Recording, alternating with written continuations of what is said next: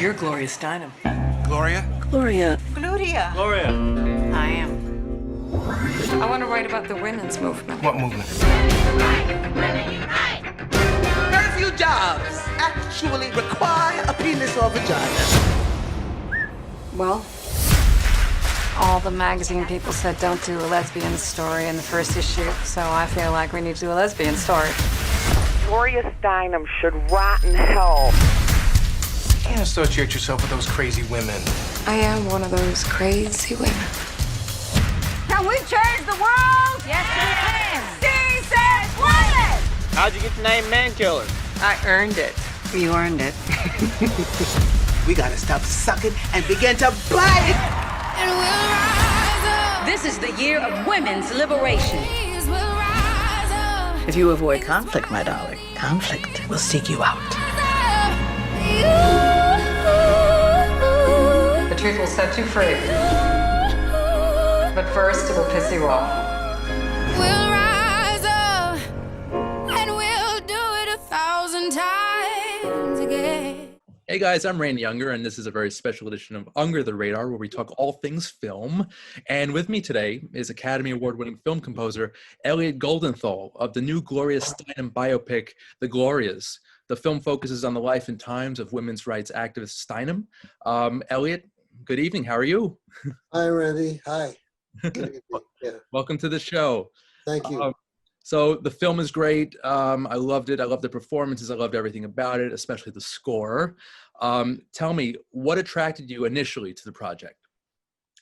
Well, all of Gloria's life. And I kind of knew peripherally, I can say a distant friend through the last 20 years, 30 years of my life, Gloria was. And Julie was reading her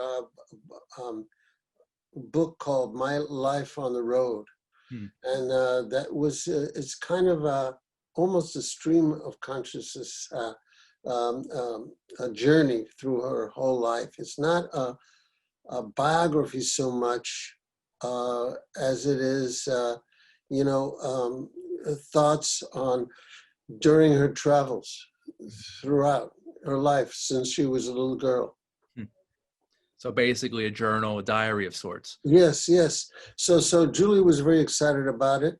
I read the book, and then they got into the, Julie wrote the script, and it was very, very exciting to watch it unfold. But in cinema, in movies, unless you write pre-records, like I did in Frida and Titus and things like that, for dance sequences or choreographer purposes, your score, I like to wait until the last minute. So when the Julie has an assembly and a director's cut, then I get really busy. Okay, that's great. That's great. That's great. So like many of your other films, there are many musical styles represented here. What is it like juggling so many styles and tones in one score? It doesn't feel difficult as long as I find a constant. When a life takes place from 1930s to the present, you run into all sorts of stylistic and chronological development of the musical forms in America. So it's nice to have it represented in some form or another. The various composers had their own strategy.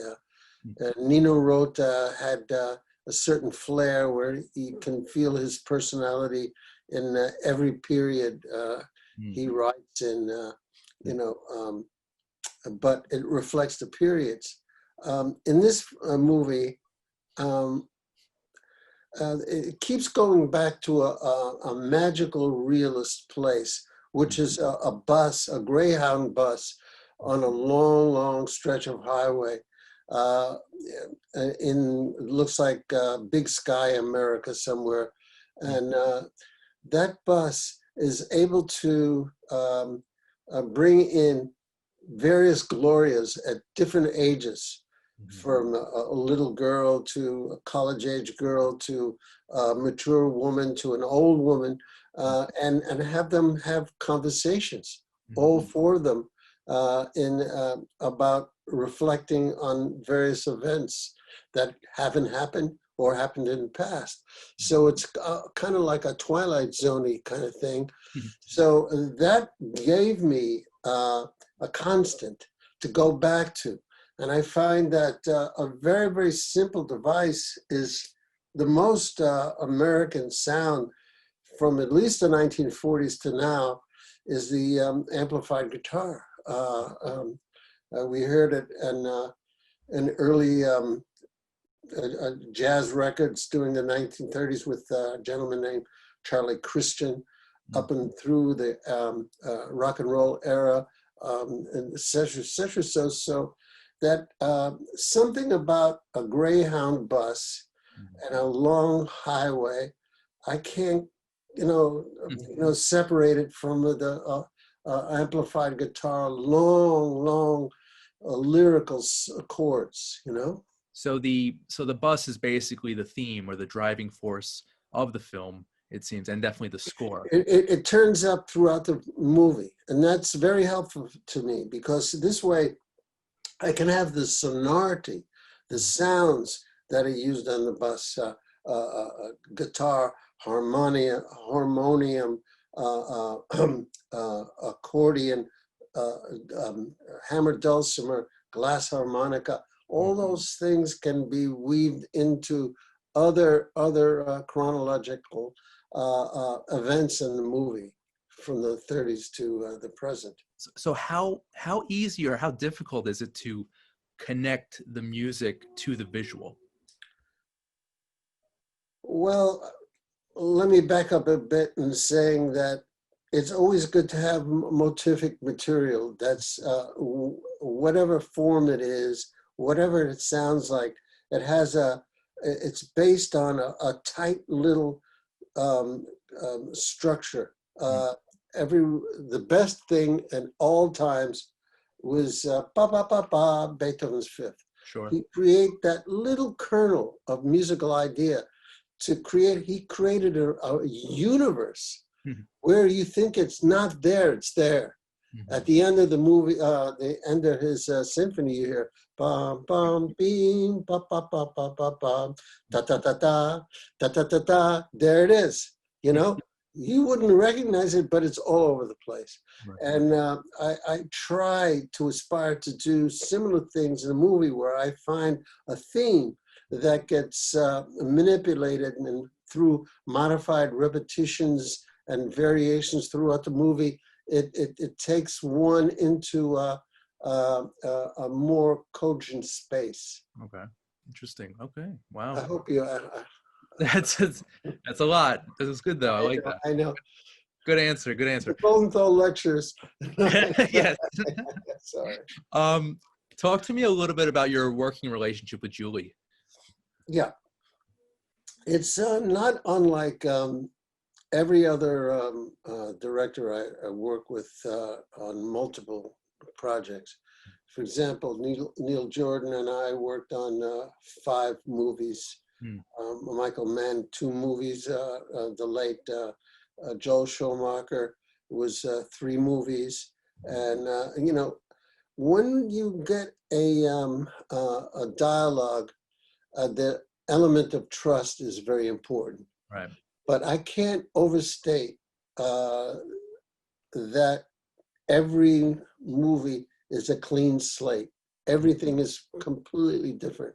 All the formulae that you might have had for former projects is thrown out the window, and you have to start from scratch. That's where it's the same. Julie and I lived together for years and years. So the element of having one's roommate or one's husband or wife, in quotient there, creates the opportunity to, in a relaxed manner, to discuss the project 24 hours a day if necessary. But it still comes down to Julie or another director has to hear what I'm doing, react to that, and it's the same process of collaboration, negotiation we have with every project. So how important is collaboration and teamwork for you for the creative process? In film, it's essential because in a movie, it's a director's vehicle. But the word collaboration is a very funny word because it obviously you collaborate with the director. However, there's performances on the screen. So you collaborate or interact with, let's say, Helen Mirren or Tony Hopkins or whatever, and you see the actors' thoughts through their eyes, and they kind of invite you in to the type of music that either enhance a scene or repel you and distract. So it's that's a collaboration. Another collaboration is with Julie and or any director works with an editor, and the speed of the cuts of the edits and the environments, the set dressing, and all of these collaborative elements inform me, and I really love that. As opposed to writing symphonies or string quartets or whatever, you don't have anything to hang your hat on. I'm curious, were there any challenges in writing the score for the Glorias? Yes, I mentioned that, and that was trying to find a unifying musical imperative when you're going through so many periods of time. Okay. So that was, you'd say, the main challenge? Yes. In the past, some movies remain the same, like it's 1990 or 2000, whatever. And some movies changed, like Interview with the Vampire, had many periods. Right. And for 500 years of time. So that gives you something to hang your hat on. Still, you have to have a constant that makes you feel you're in the same movie with the composer. Okay. So for the Glorias, what do you hope audiences take away from it and the music? Well, her message of human rights. Women's rights is human rights, and the most important thing the movie, for me, brings across is the idea that listening is the most important thing. You have to, just sit down with a host of people you are either in conflict or in harmony with, but you have to listen. You have to take it in. And also the notion that she says, we are all linked in this world, not ranked. Linked, not ranked. Okay.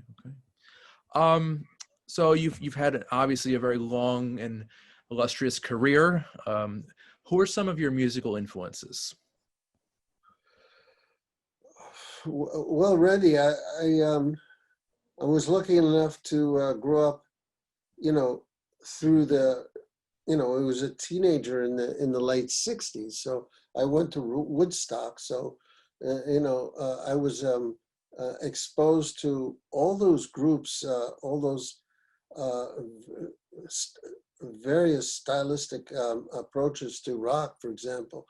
And I grew up, was lucky enough to grow up in Brooklyn, New York, where a short subway ride gets me to hear Miles Davis, or Dizzy Gillespie, or John Coltrane, and Mingus, and also gets me to the New York Philharmonic, gets me to the ballet,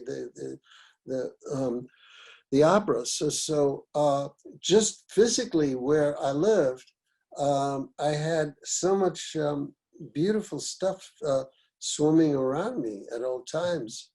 And I grew up in a housing project. And when I open the window, I hear salsa, soul music, polka, whatever. So you know, the splendor of hearing different styles of music and watching different dances is a lucky thing. It's great. Yeah, to be exposed by so much great art. Yes. Nothing better. So I'm curious, what do you look for when picking projects? They usually find me. You know, it's usually a lucky thing where the project and myself find each other. You know, I look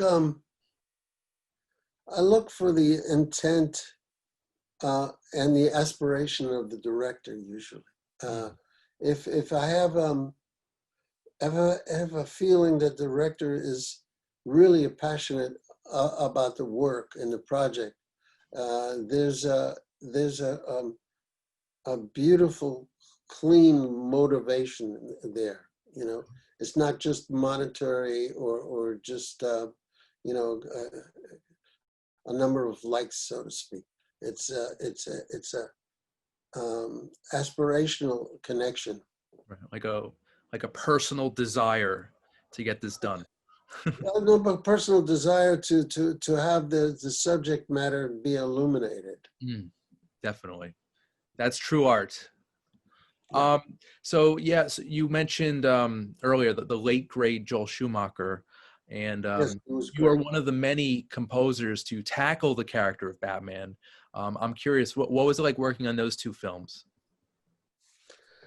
Well, the first one was successful. The second one wasn't, and the first one was a lot of fun. And Joel Schumacher's imperative with those movies is to not take it too seriously, to make it, you know, not disposable culture, but to make it fun, like the comic books were.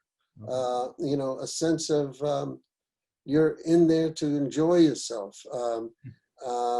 And his approach was very, very, very colorful, and the characters were very delineated. Like the zany characters were zany, the villains were villainous and very clear etched characters.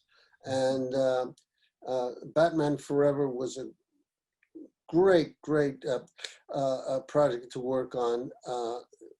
It had so many urban landscapes to work with, and neo-deco art and color and flair. And Batman and Robin was less successful, and I have a feeling everyone knew it wasn't quite adding up, but everyone put their best work into it and tried as hard as possible to bring it past the finish line. Not a great film, Batman and Robin, that's for sure. But the music is very, very strong. No, but Batman Forever as a film, Yeah, had stood out as being an alternative, a reasonable argument to the same material as that. You know, it's a comic book. yeah, it's a comic book in motion for sure. That's right. I'm curious. Did you ever have any conversations with Danny Elfman about that? Was it sort of like a passing the baton, or how was that? What was that relationship like? I talked to, I had friendly conversations with Danny, but not about Batman. I think there was a new Batman, there was a new Batmobile. You know, I think Warner Brothers wanted from Danny and me to have big orchestral scores. And sometimes both of us were influenced by late 19th century orchestral composers like Wagner, in the sense of brass, boldness, Very dramatic. dramatic, and in a sense, almost operatic in that sense. And also, without, when I got the okay to do the movie, I didn't go back and listen to Danny's scores. I enjoyed them when I heard them originally, but in retrospect, the similarity is that the large orchestral approach, and also because of the zany characters in that, we both had a chance to expand our repertoire with comic material, comic composing. That's great. That's great. I love to hear that. Anecdotes from some classic films there. And another classic film, well, at least in my opinion, I wanted to ask you what it was like working on 1993's Demolition Man. You'd consider that? I mean, it's a fun movie going back, I enjoyed reading the script and I enjoyed working on it.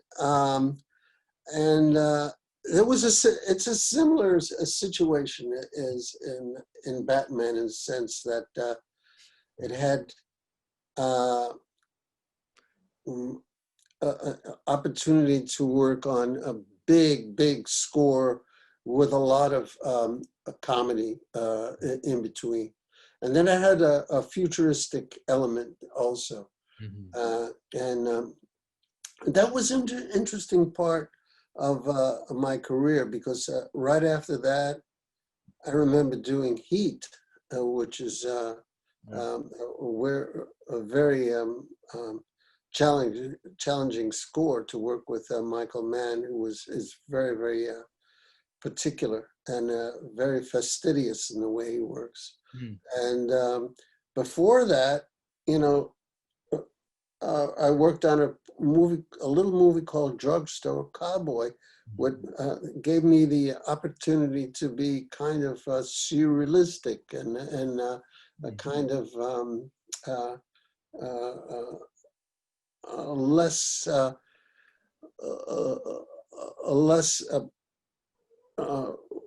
wide audience commercial. Okay, that's great. And again, yeah, the genres, the styles, they're all over the place. I love it, though. You still find a way to focus all of that energy. So I love it. A Demolition Man was a lot of fun. Going back and listening to it, and I enjoyed working on it. Yeah. Joe Silver produced it, and I remember he saying, "How many musicians did this particular composer had on this movie?" And I said, "I don't know, 80. So I'll give you 100. Do something. Do something with 100 musicians." There you go. There you go. I love it. So are there any other upcoming projects, stuff you're working on now that you could discuss? Well, it's always, yes, there's the Glorias soundtrack. I just released it digitally last week, but it's coming out in a few weeks on vinyl and as well as CD. But I'm working on classical stuff that I enjoy, personal work. One is a song cycle for an orchestra in Krakow, Poland, based on a beautiful poet, this woman, Barbara Sadowska, who talked about the difficulties in living under, totalitarian regimes. Okay. It's not fun like Demolition Man on the outside to talk about, but it's dear to my heart. That's great. That's great. So yeah, Elliot, I want to thank you so much. Yeah, thank you. Thank you so much for your time. This was amazing. The Glorias is now out on Amazon Prime. It's really great. It's a fantastic film about Gloria Steinem. It taught me a bit about her life. So, you know, if you're curious about her and her cause and what she's done and accomplished, it's really Yeah. wonderful. She's still going strong. Yeah. Right? She is. Yeah. For sure. And Elliot, the vinyl, when is that released? Is there going to be a digital? I don't know. It just went out to be pressed and all of that. So within a month or so, it should be out. You know, before Awesome. the New Year's. Yeah. Okay. Well, Elliot, again, thank you so much. Congratulations on everything. And everyone watching, thank you so much. I'm Randy Unger. This has been Under the Radar. Thanks for watching. Thank you, Randy.